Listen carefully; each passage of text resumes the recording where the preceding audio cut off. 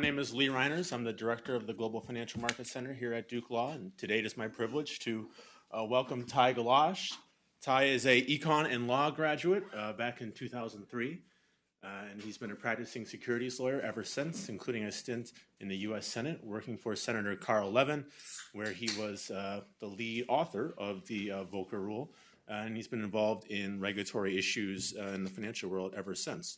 Currently, Ty is the executive director of the Healthy Markets Association. So with that, please give me a hand and welcome Ty.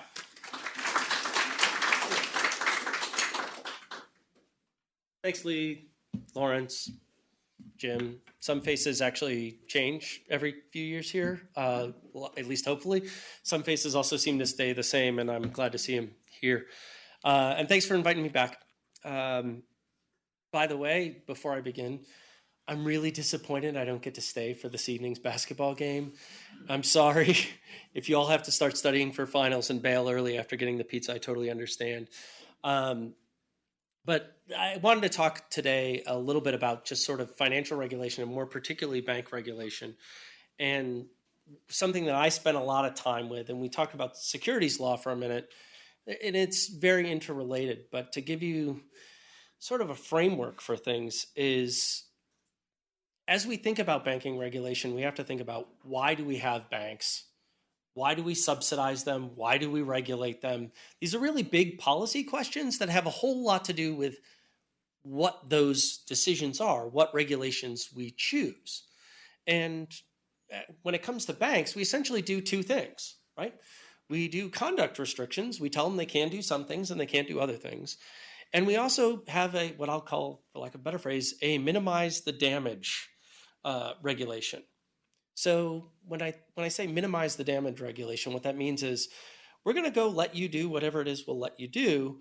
But then if things don't go well, we want to make sure that you don't blow up the world, kind of like you did in 2008 or 2009, or maybe during the Great Depression.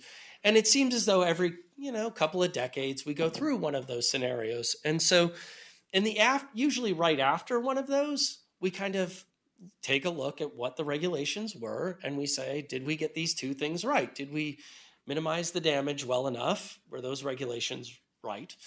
Did we restrict business activities enough? Did we do that right?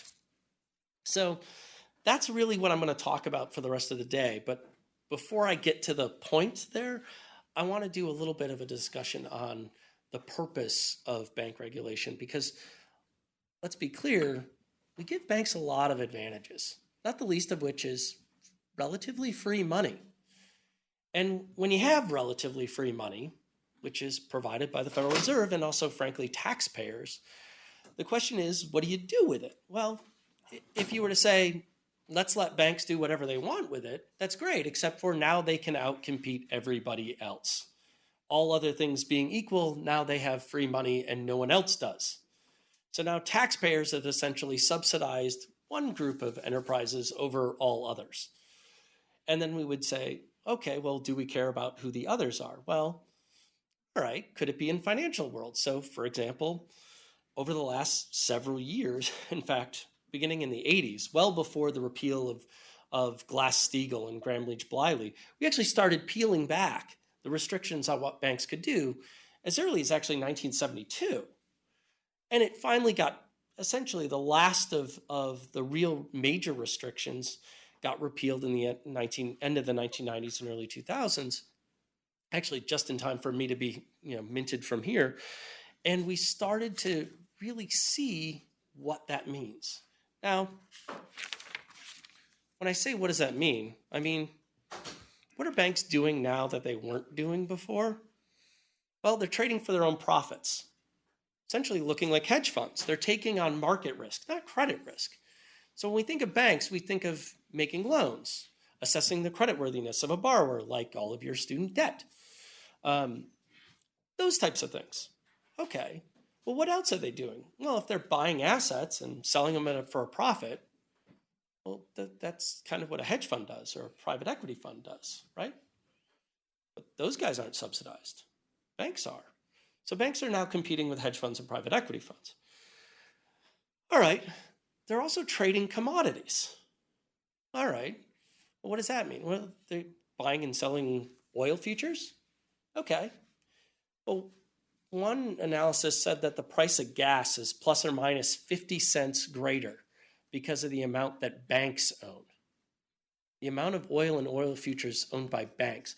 By the way, it's not just any firm. It was Goldman Sachs who did the analysis. They estimated that our price of gas is 50 cents higher because of the financial services firms.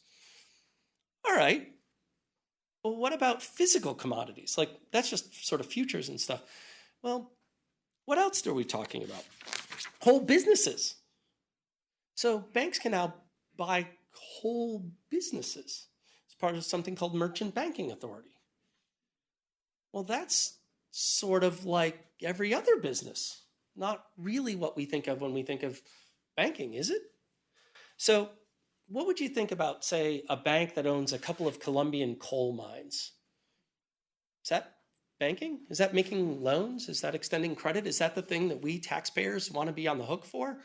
Like, what happens when, let's just say, the coal mine has really bad conditions and the workers go on strike and the leader of the striking workers gets murdered and maybe the women and children of the workers happen to go protest on the strike, and then the owner of the coal mine calls the Colombian government and the police to crack down on the women and children protesting. What happens then? Because that's what happened to Goldman Sachs. They were the owners of the coal mine. Thank God the Colombian military and police didn't actually go break up the protests. In fact, how it happily was resolved, and happily I think for all parties, was essentially $10,000 cash payments to all the protesters that were still standing. So is that banking activity? The next thing is, how about another company that might own more uranium than the country of Iran? Uranium. Is that banking activity? Or how about making a couple $100 billion wager with depositors' money? Like, just on interest rates. Now, not making loans with that money, actually betting on an index movement. Now, is that something we should be subsidizing with our taxpayer dollars? Or, by the way, when I say subsidizing, I also mean that we pick up the tab when it goes wrong. Or how about the Gulf Coast oil spill? Everybody remembers the BP disaster? You know who, at the time, the oil prices shot up, right? There's going to be an oil shortage. You know, one of the weird untold stories of that was at the exact same time, a lot of the largest financial services firms, and in fact, one in particular, let's just say Morgan Stanley, happened to have rights to a bunch of shipping containers. Like ships. Not involved in like cleaning up the oil spill, but they needed to be there and they needed to be available and maybe even not used, so that when they were trading, essentially betting on the price of oil, so they were buying futures for oil, expecting the prices to go up, they wanted to have the ships be available to ports so that they could take physical delivery of the oil just in case. Now, they were going to try to avoid having to take physical delivery and never need the ships. So at the same time the BP oil disaster is going on, you had a financial services firm basically betting, a bunch of them, basically betting on the price of oil going up, and at the same time sitting on oil tankers that could be used. Okay. How about another bank that owned more aluminum than the United States uses in half a year? Half a year. It's a lot. I see a lot of aluminum cans here, right? One bank, more aluminum than the entire country uses in half a year, just stockpiled in warehouses. A lot of it in Detroit, actually, which is good. Land's cheap there. I'm very, very familiar with it. Or how about copper? How about another bank that owned over 70% of the available for trading copper in the world? Ooh, we use copper for a lot of stuff, electronics most notably, but plumbing pipes, construction, a lot of good uses for copper. Do you think that changes the price of copper? Do you think that these are all activities that we think of when we think of banks? Is this the stuff that Professor Baxter talks about in his banking regulation? Probably not. We probably don't spend a lot of time talking about Colombian coal mines or uranium or BP oil spill. So where does that get us to? Well, I'm also going to talk a little bit about the financial crisis because it's sadly something that I was deeply, deeply involved in, both in the private sector and then in early 2009, I joined the United States Senate where, excuse me, I was involved in an investigation into the causes of the crisis, something called the Permanent Subcommittee on Investigations. There were two essentially government investigations into what happened, trying to figure out what went wrong. One was the United States Permanent Subcommittee on Investigations. That was the group that I was familiar with, chaired by Senator Carl Levin, who's my boss. The other was the Financial Crisis Inquiry Commission. They didn't have something that we did, which sadly for them impacted the quality of their work. They didn't have the unilateral subpoena power. We did. So we were able to subpoena documents, get a lot of witnesses, and put on really good hearings and actually have really good reports as a result of it. So unfortunately for them, the report, while well-intentioned, was essentially a lot of really smart people asking questions, but they didn't have the power to get the documents they needed. We did. And one of the things we think about with the financial crisis is everybody remembers the $700 billion bailouts, right? We all remember AIG and Goldman and Citi. You know, by the way, for those who want to say that like U.S. banking regulation is entirely to blame for the financial crisis, I'll also point out that some of the largest bailout recipients, not U.S. banks. Deutsche Bank, by the way, still deeply in trouble. Clearly, the Europeans don't have it figured out a whole lot better than we do. Barclays, big bailout recipient, still deeply in trouble, not a whole lot better than we are. In fact, the U.S. banks today are probably healthier than they've ever been. We'll get to that in a minute as to why. But what people also forget, and this was actually a Bernie Sanders amendment to Dodd-Frank, was we only know what really happened with the bailouts because of an amendment that basically said, hey, you, federal government and Federal Reserve, have to tell us what you did. Because normally there's bank secrecy laws. So we would never know about the regulation, what happened. What we now know is aside from the $700 billion bailout fund, right, the TARP thing that everybody talks about, there's actually the bailouts were much, much, much, much larger than that. There were multiple trillions of dollars. Over a half dozen programs by the New York Fed, FDIC, Treasury, essentially taking every unique aspect of the financial markets and bailing it out. Commercial paper, for example, issued by banks. Banks fund themselves a lot with very short-term paper. Essentially, I borrow money from Lawrence today, I pay him back tonight. And the same thing happens over and over and over again. So what happens when nobody wants that exposure? Well, the federal government stepped in. They bought the paper. So that you add those up and you find out that there were over 20,000 of these transactions. 20,000, essentially bailouts. Time again, day after day after day. So that's what happened. I'm not here to tell you about the mortgage crisis. I'm not here to tell you what the mess in housing finance is. Many of you have seen Inside Job or The Big Short or one of those types of movies. Yes, all of that's true. I've met most of those people. I thought that they did a pretty decent characterization of most of them. So the answer is then, what do we do about it? Well, one of the things I think we want to focus on is exactly what the challenges were in 2008. The first one was we found out that banks were essentially making what I might call hedge fund style bets on a lot of things. This was far from talking about credit risk. This was a lot of market risk stuff. So we're talking about, let's just say, synthetic securities on, mortgages. Okay. So it's one thing if you tell me that I'm buying your mortgage. It's another thing if you say I'm going to buy your 4 mortgages. It's another thing, entirely different thing, if we decide to have a side bet as to whether or not you're going to pay me back on my mortgages. Even more so if we decide to make, let's just say you owe $10,000 combined, we decide to make a $20 billion bet on your $10,000 mortgages. That's how we introduce leverage. And that's where some of the real challenges come into play. So the first is we saw that. The second thing we saw, and this is going to get to a little bit about the Volcker Rule too, is we also saw that things that were off balance sheet. Now, I once took a class on securitization with Steve Schwartz. It's fantastic. It was right after Enron. Everybody was thrilled. And one of the things I really remember being taught in that class was that securitizations were brilliant because of bankruptcy protections, right? And secured creditors and what it was to be a secured creditor. I remember that really distinctly. Okay, excellent. So then come the financial crisis, and we have State Street Bank.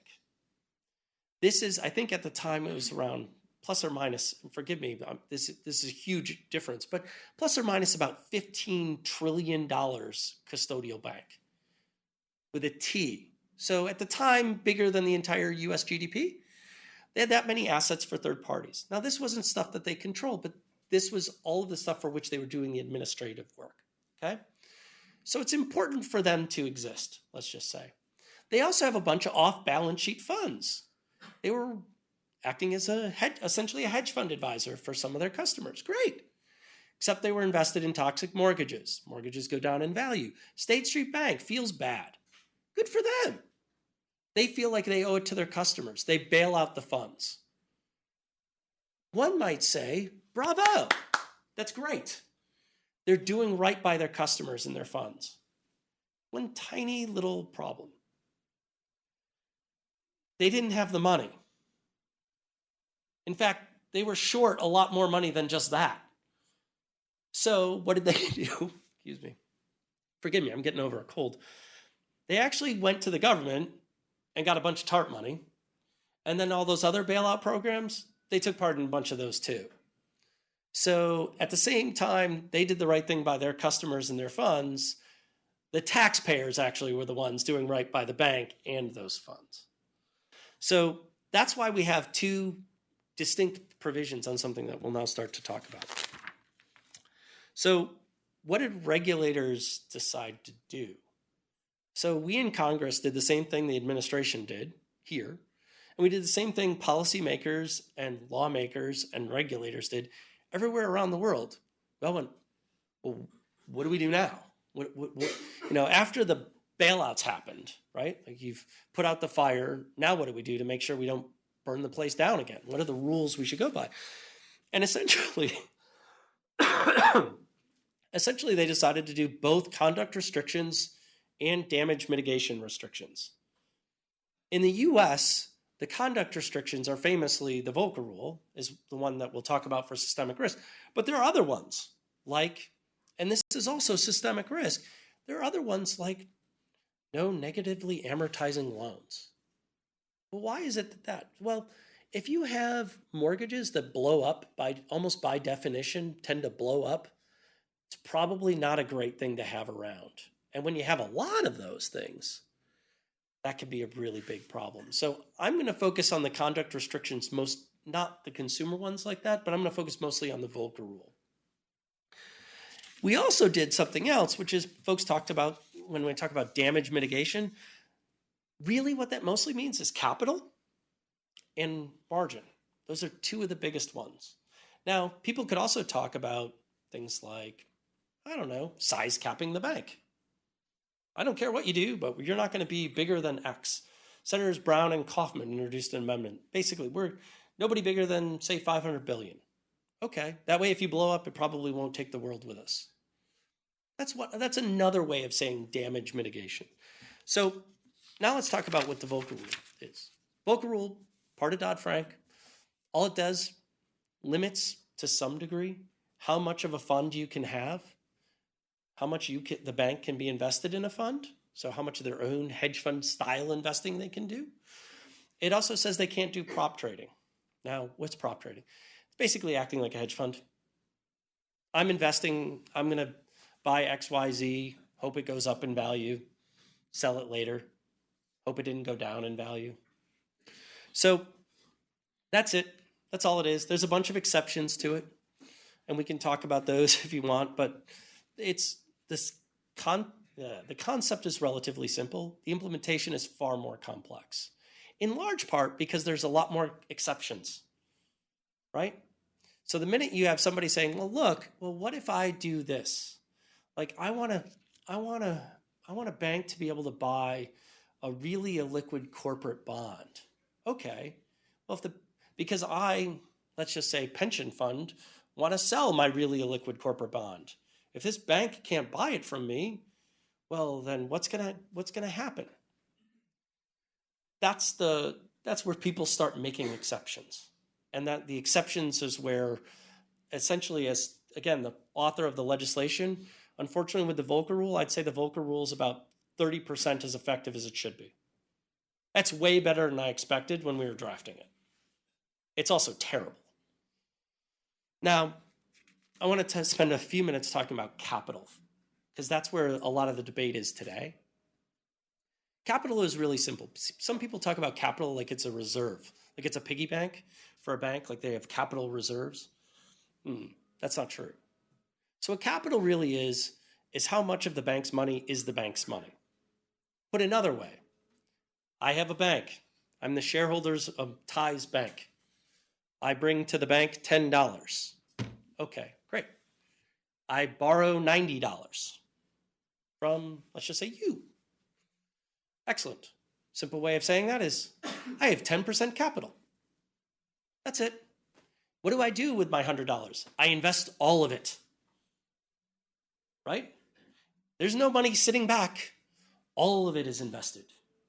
So if we go back to the financial crisis and the days leading up to it, there were firms that had 3% capital, 4% capital. Now, think about you've invested $100. I don't know if you guys have stocks or not. I have a little bit, but you want to know what's really fun? Think about what would happen to you if every single day you had a referendum on whether or not you had enough money to pay any bills. You'd invested $100 and only 3 of it's yours, and it goes down $4.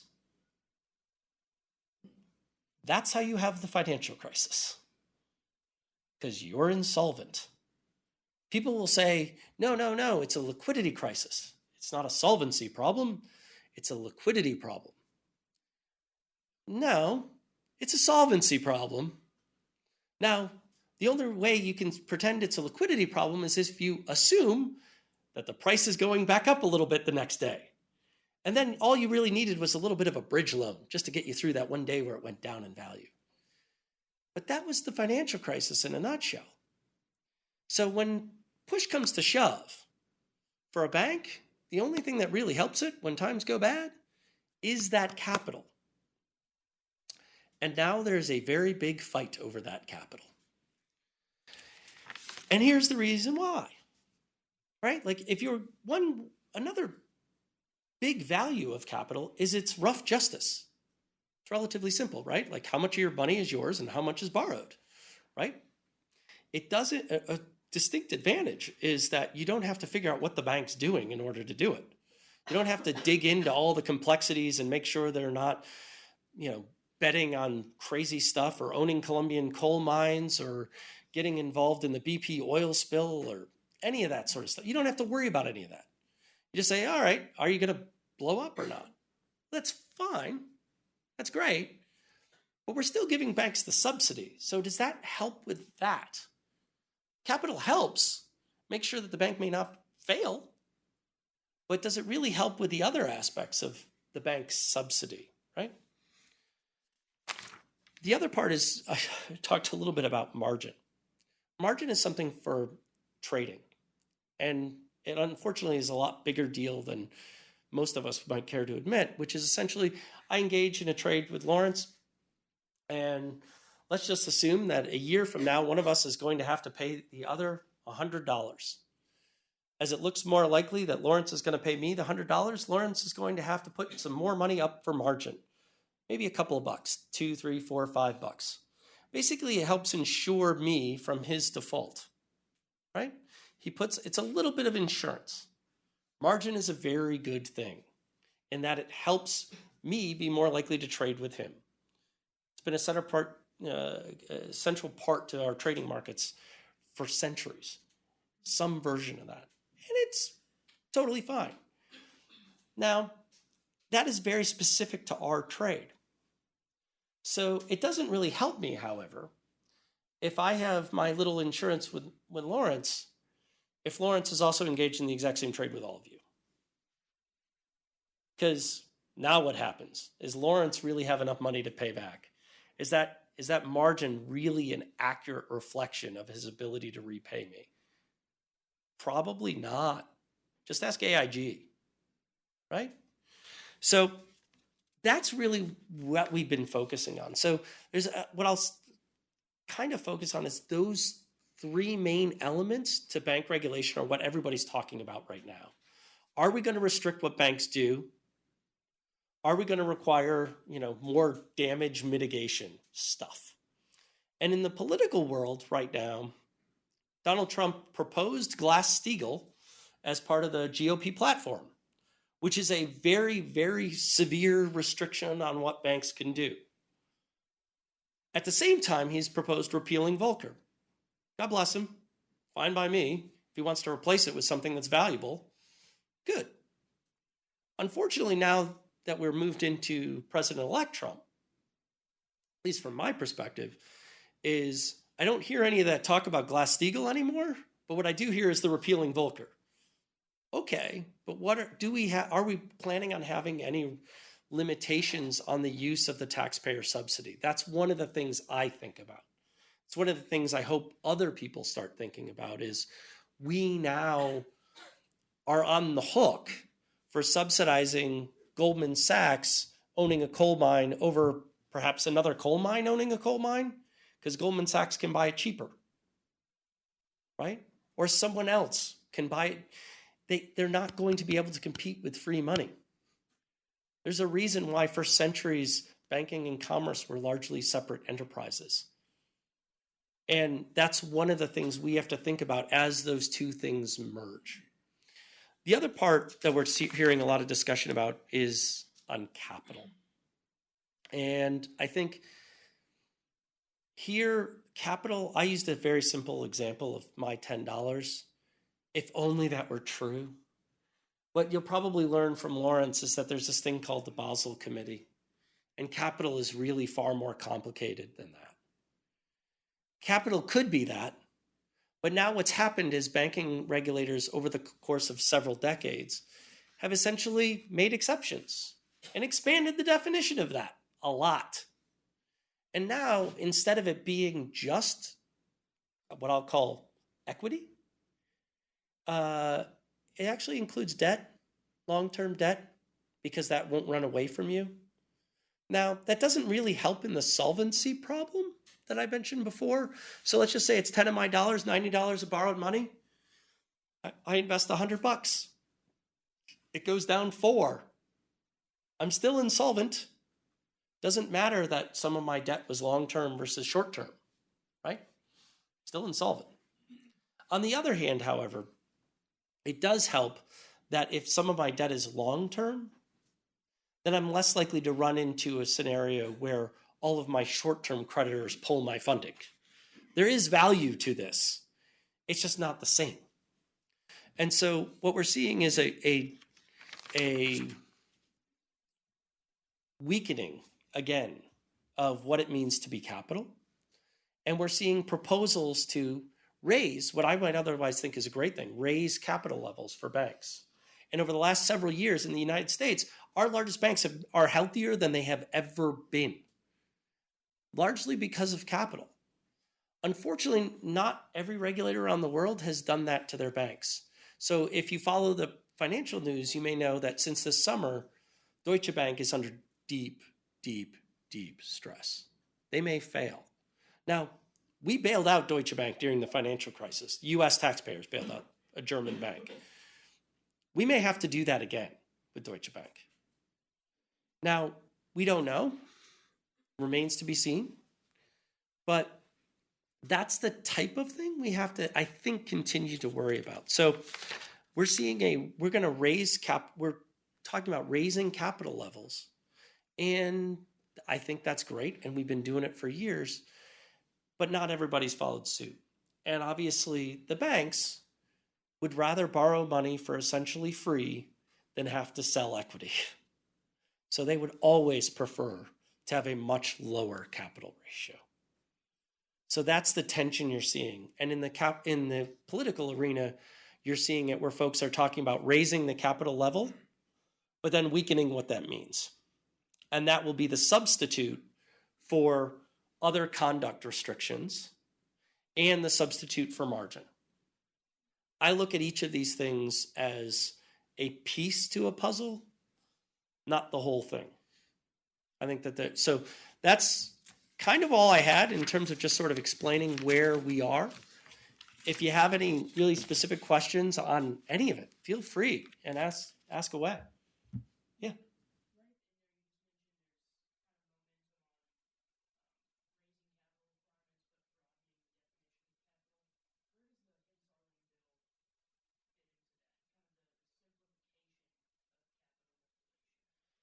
Yeah, it's a great point. So the Hensarling bill is exactly that, right? Like it is raising levels, blowing out other limitations, including Volcker.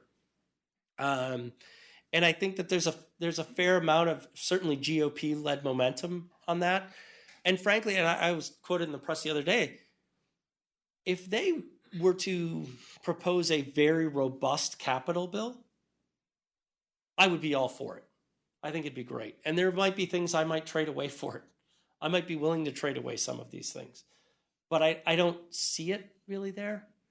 So I think Chairman Hensarling, who actually I'm going to be meeting with his staff and him tomorrow, I believe.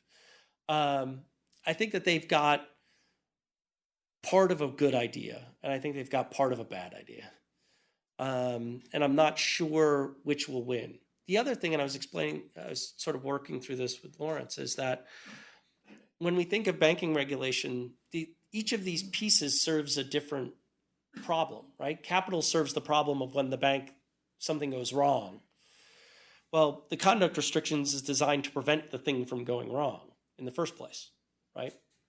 And if you compress all of these things and say there's only one thing we're going to do, we're only going to do capital, you put an awful lot of pressure on that. And unfortunately, that one thing tends to weaken over time. And we saw that with GlassSteagall Act. It was weakened for decades before it finally got repealed because that was viewed as the thing that was holding everything back. Yeah. In your opinion, what regulations are more effective? But requirements on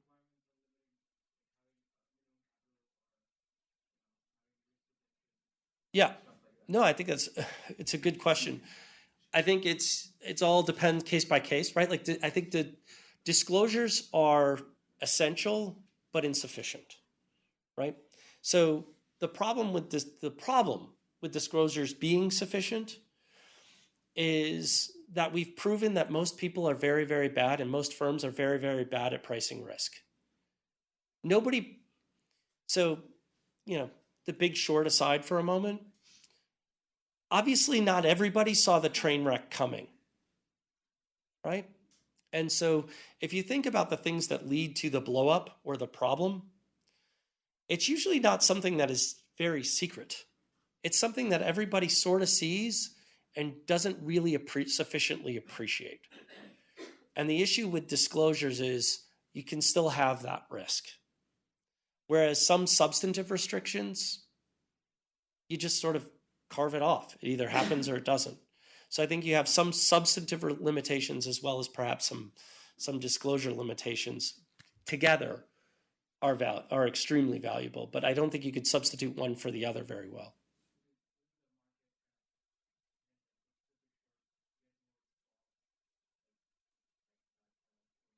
Well, there's a reason. Yeah, there's a reason why Lipman made money, right? And it's because most people didn't accurately price the risk.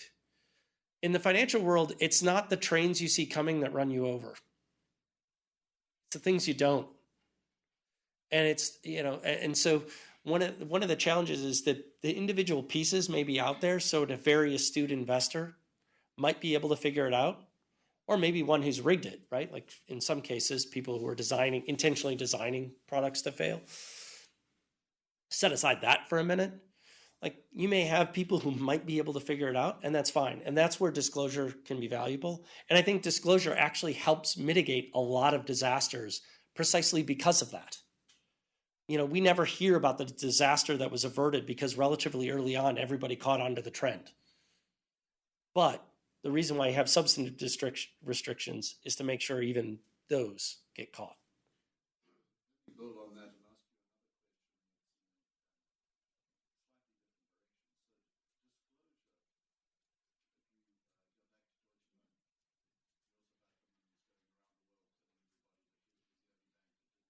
another question. Got away with that for quite a while because the Sanders Amendment had Yep. had exposed the Obama program.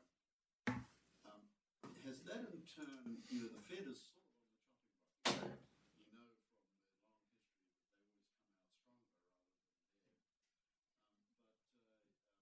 But some of the Treasury's potential Treasury secretaries are on record as saying that they get rid of the Fed. Yep. This disclosure has at least enabled us to understand what the heck really happens in a financial crisis. So that lender of last resort is being thought of very differently now than in the early 2000s when we didn't know quite what it was that the Fed did. Yeah. Deutsche Bank had a prestige that has now been stripped naked when it becomes evident that they had to be bailed out, not just in a small way, but in a very big way, and by the US. Mm-hmm. So disclosure on the regulators seems to me just as important as any disclosure in the private markets, though I also accept that too much information just gets ignored. Well, yeah, I mean, I think you make a great point. The numbers I was starting with at the beginning, the TARP numbers, and then the other bailout projects, that's not something that would normally be available, right? Like that's something that, except for an amendment to the Dodd-Frank Act, would not be public. And a number of other times discount window access is used, and other Federal Reserve funds are used to support financial institutions every day. We just don't know about it. That was a brief snippet in time, which happened to be during the bailout, but it was only because there was a special amendment to one piece of legislation one day. On a going forward basis, if you were to design a system that looked like, I don't know, you might think of you were designing ahead of time, intentionally, as opposed to by historical accident, I think you make a great point. I mean, I think it's really, really critical to have not just a good understanding of the financial institutions themselves, but enough transparency from the regulator and, frankly, shareholders. SEC filings. I was in a discussion earlier today, not related to a bank, but, for example, Apple on taxes, right? They just got hit with a $14.5 billion tax bill, or likely tax bill. What did shareholders know about that, right? Nothing. There's no material disclosure. The company said, in fact, we don't see any material risk here from our international taxes. And so, I think there's a market forces require both the shareholders and the public and the regulators to have a good understanding of what the firms are. So it's transparency not just at the firm level through their 10Ks, but also the firm to the regulator and the regulator to the public. I could not agree more. Yeah. Would point to it as restricting That makes the bank's ability to make markets and supply market liquidity, both of which are critical to a well-functioning financial market. So I'm curious to get your thoughts on when you're actually drafting the language, or how you balance the ban on prop trading or taking excessive gambling with the need to actually have banks, sort of oil the financial markets, and where you think the regulators came out on the final rule, and if you think it gets that balance right. I'll answer the last question first. No. I don't think it got the balance right. And now I'll explain why, so I'll digress for a minute. So the minute you restrict what a bank does, the concern is the bank, every time it engages in a trade or does anything, there's a counterparty, right? And so the first complaint from the bank is, if I can't do this, this poor counterparty is going to go unserved. The economy will collapse. So yes, we heard that a lot. We heard that about every issue, not just the Volcker Rule. We heard that there would be no such thing as a home mortgage. By the way, interest rates are, 3.5% on a home mortgage, right? So we heard that after Dodd-Frank, there would be no such thing as a real home mortgage again.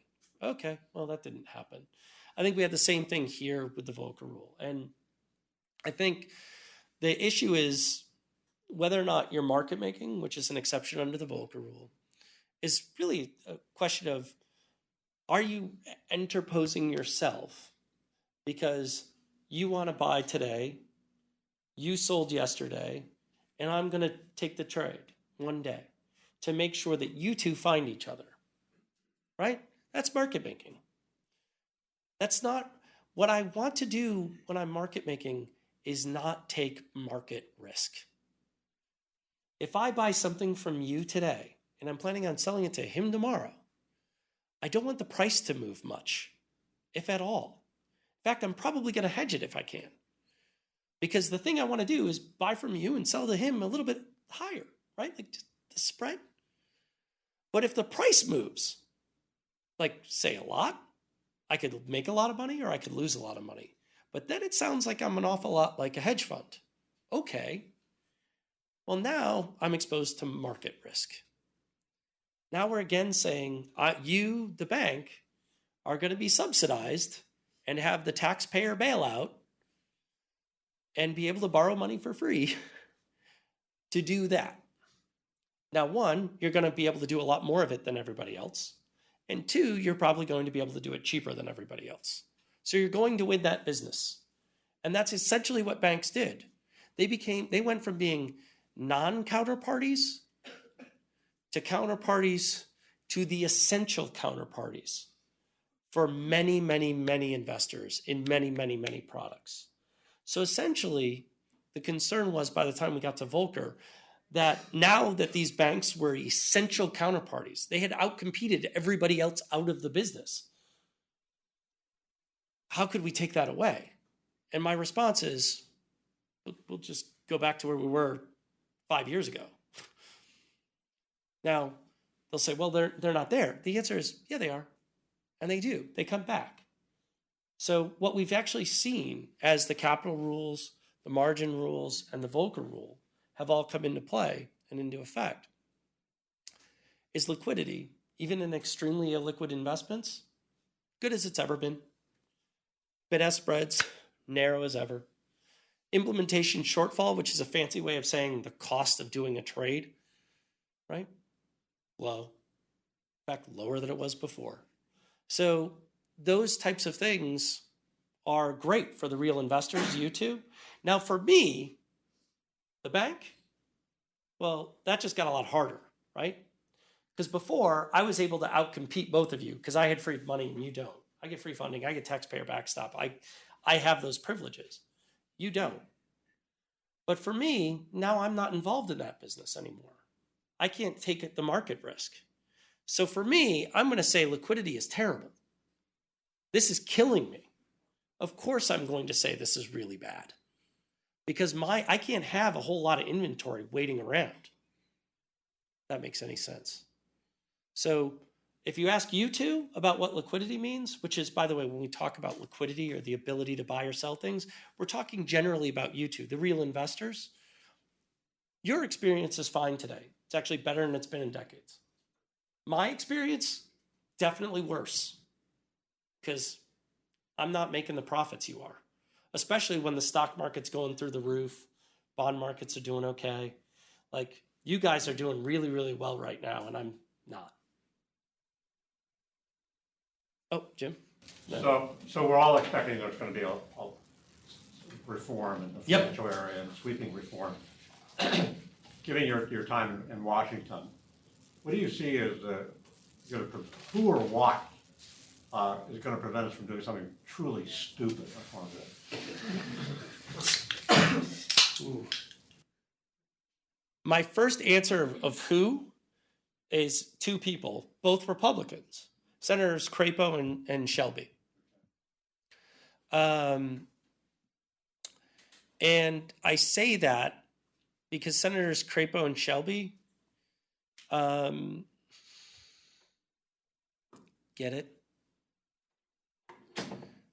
They are, and particularly Shelby is this way, but there's what I might call a skepticism towards extremely large, extremely heavily subsidized financial institutions in control of essentially all aspects of commerce. There's concern from there. At the end of the day, and I think Senator Crapo shares some of that, I do think there's going to be a massive wave of deregulation. I think the Volcker Rule is likely gone. What's interesting is I think most banks that have to comply with the Volcker Rule now are going to continue complying with it as a risk mitigation tactic. They've spent a lot of money and they've now realized that, you know what, it's actually safer for them over the long term. So a lot of the tools that they've put in place are likely the same. I also think that there may actually be affirmative progress on capital. Now, there have been a few people who have been talking about higher and better capital for years. Some in the academic community, a few on the Hill. And that's great too. But I think we now see a bipartisan coagulation. I wouldn't say it's agreement or consensus, but there's starting to be a coagulation of views that, gee, we really ought to have a little bit more capital for our largest financial institutions. Separately, I would put the largest financial institutions in a different bucket than, say, community banks or credit unions or something like that. When you're considering the Volcker Rule and you're considering what it should say and how far it should go in dividing commercial and investment banking, how much were you considering the other ideas that were being talked about around the world? So if I have my timing correct, I think there was a Vickers recommendation in London around the same time that was suggesting more of like a ring fencing provision as opposed to dividing the commercial and investment spheres. So how much of that did you think about or did you use while you were considering the draft? Yeah, we had a lot, right? Like we had GlassSteagall on one end, which had, by the way, bipartisan support, that Senator John McCain, who at that point in time had just come off being the Republican presidential nominee, right? So very senior, influential Republican, supported the Glass-Steagall reinstatement. We had Vickers and ring fencing. We had us, and there were 25 others, by the way, that were all sort of talked about. I would say from mid-2009 to January 2009, so about 7 months or so, there was a whole lot of discussion at the congressional staff level with the administration, frankly, with European regulators. I still have a lot of relationships. By the way, I want to take this opportunity to say, as someone who spent a lot of time in firm life and in government service, if you get the chance to do both, I highly recommend it. As a senior associate at a law firm, I remember a couple of days before I quit, I had to ask a senior partner to be able to make a phone call to a mid-level associate counsel at a client. 3 days after starting my new job, I was in the Roosevelt room at the White House talking about the auto bailout with the chief of staff of the White House. It's a very cool experience, and I'd highly recommend getting some of those opportunities. It definitely doesn't pay as well. Cost me about $150K a year is the pay cut.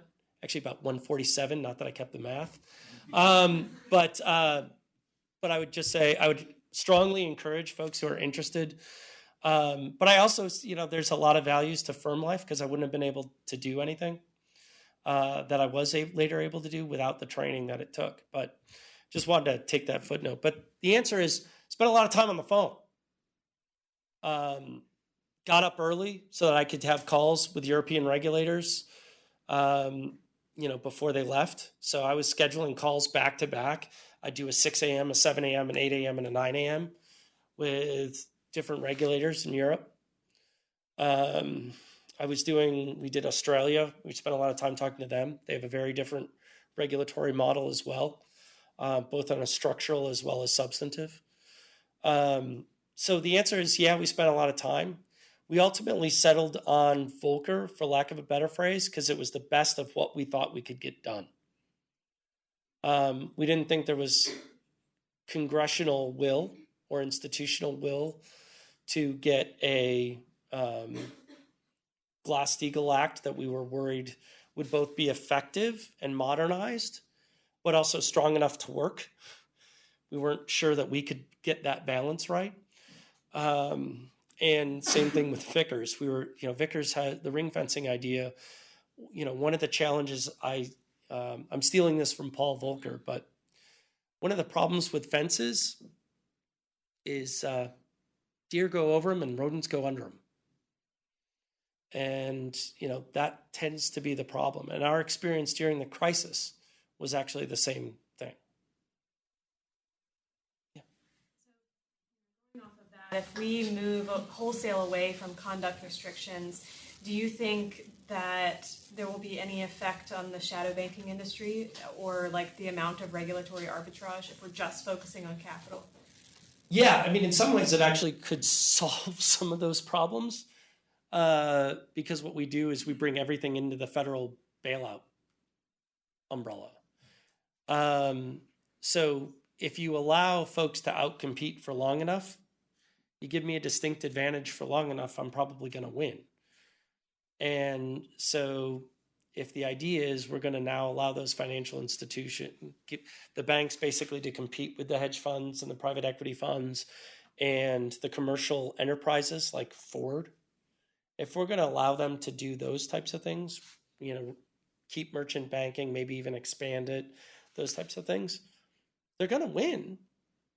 So what does that mean? Well, it means that when we talk about shadow banking, people are saying, well, that's hedge funds. That's what we mean by shadow banking. Okay, well, that's great. But what we've done is that stuff right now is outside the bailout scope. So it's restricted in size and immediate connection to us and knockoff effects to our economy because of that. So what we're doing is we would be likely allowing the banks to compete their way into pulling all of that in to that network. So it probably would somewhat reduce the risks of what we think of as shadow banking right now. I'm not sure it reduces our overall risks. Like tech companies. Like what? Tech companies. Yeah, I think that's exactly. I think we would see the loss of a lot of them.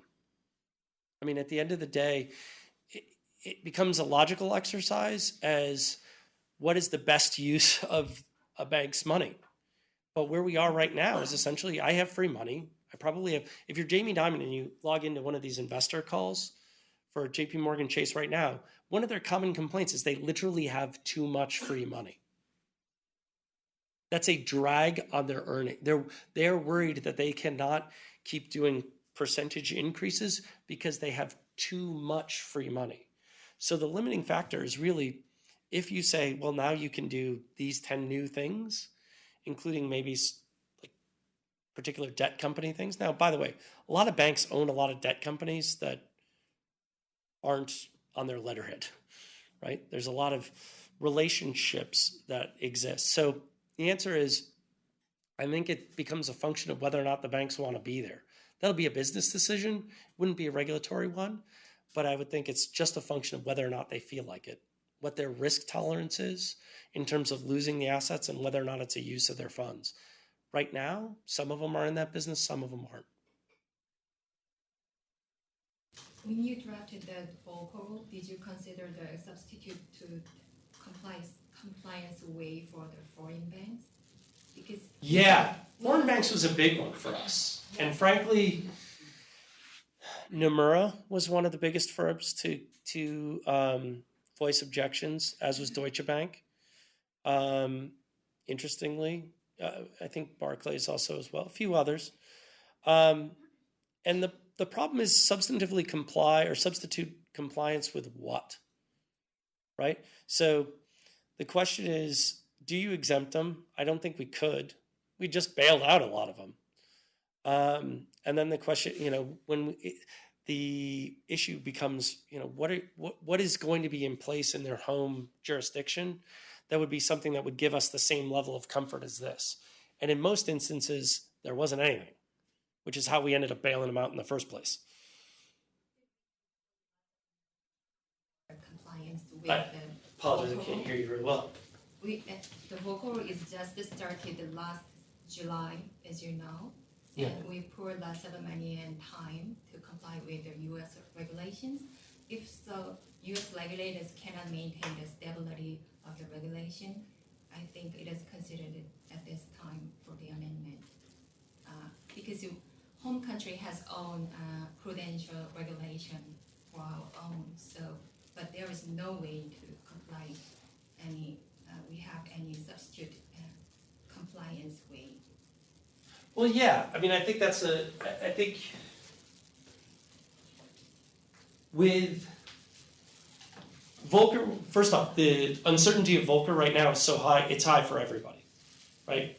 So the next question is, is a foreign bank any different than a U.S. bank in that concern? I would say not really, because neither of them knows what's going to happen next. Neither do I. I suspect that Volcker may in name only be repealed. And in substance, a lot of it will be, the framework will be kept in place, and the dials will just be changed. So instead of 3%, de minimis, you see a 10% de minimis. I think that those types of things will change. I'll be curious to see whether or not it's entirely repealed. I doubt it. But I think that all banks are sort of facing the same challenge. I think that the unique problem that foreign banks have, and we had very, very strong language vis-a-vis foreign banks, right? The familiarity, you look like you're pretty familiar with it. We had very, very strong language on whether or not an organization is truly foreign. And the reason for that was entirely because by the time I was drafting that, we knew the size of we knew what banking investments had happened abroad in the foreign banks, what had failed, and how much the U.S. taxpayers and the Fed and the Treasury had come to the rescue. So for my point is, look, Deutsche Bank's not a U.S. bank. Nomura is not a U.S. bank. I mean, they have some stuff here, but their headquarters are elsewhere. And my concern is, look, if it's still the New York Fed and still the U.S. Treasury sitting at the back at the end of the day, I am totally fine with us writing the rules for it. If we're the ones writing the checks, we should be able to regulate to make sure we don't have to write them anymore.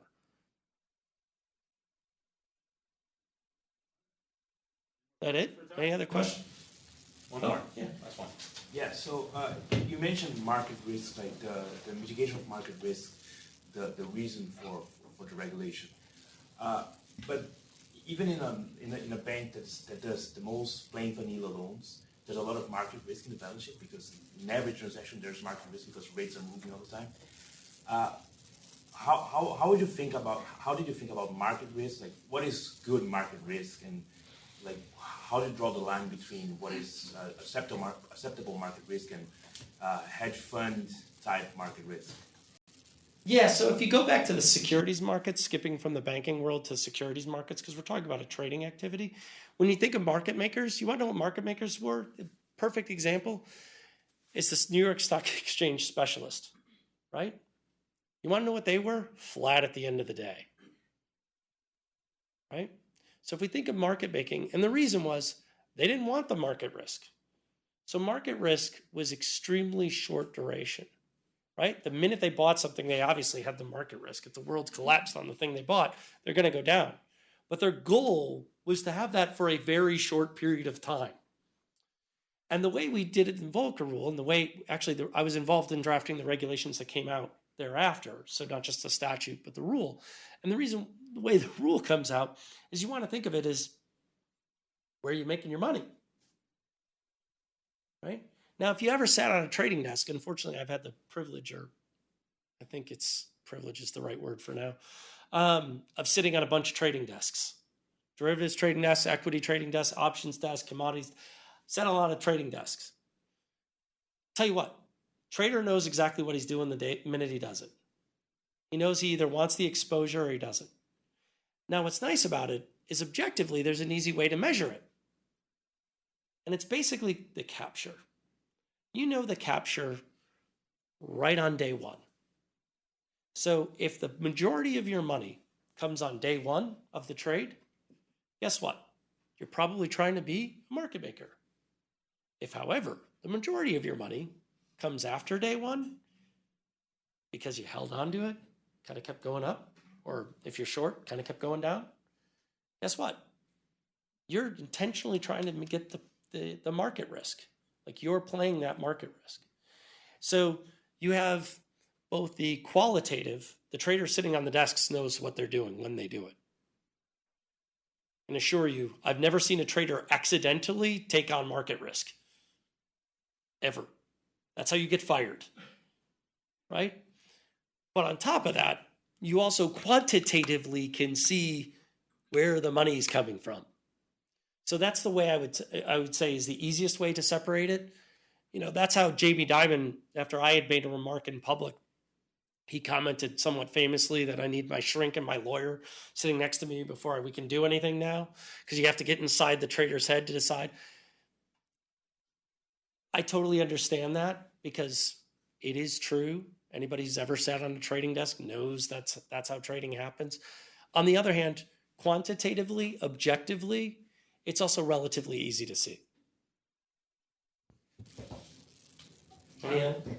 I think we're at, Okay. one more? No? Okay. All right, well, please join Hey, me. thanks. All right.